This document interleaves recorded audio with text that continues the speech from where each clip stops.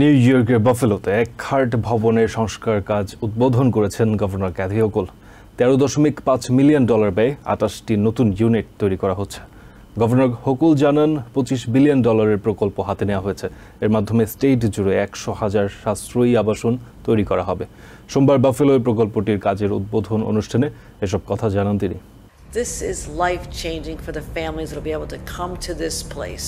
প্রায় 2 দশক অব্যবহৃত থাকার পর শুরু হয়েছে একার্ট ভবনের সংস্কার কাজ। ইস্ট বাফেলোতে অবস্থিত এই ভবনের কাজটি করছে ক্যাডারল্যান্ড ডেভেলপমেন্ট LLC নামের প্রতিষ্ঠানটি। বাফেলোর বাসিন্দাদের সাশ্রয়ী আবাসনের লক্ষ্যে 50,000 স্কয়ার ফুট জায়গা নিয়ে গড়ে ওঠা ভবনটিতে 28টি নতুন ইউনিট তৈরির কাজ চলছে। $13.5 মিলিয়ন ব্যয়ে এই সংস্কার কাজ সোমবার উদ্বোধন করেন নিউ ইয়র্কের গভর্নর ক্যাথি হোকুল। তিনি জানান, নিউ ইয়র্ক জুড়ে সাশ্রয়ী আবাসন প্রকল্পে মোট $25 বিলিয়ন পরিকল্পনা নেওয়া হয়েছে। বাফেলোর এই হাউজিং প্রকল্প এরই অংশ।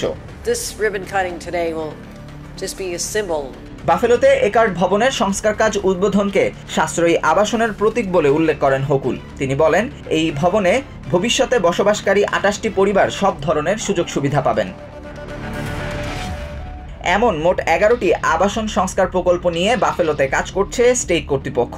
একার্ট ভবন বাদে 10টি প্রকল্পের কাজ করছে 950 ব্রডওয়ে LLC।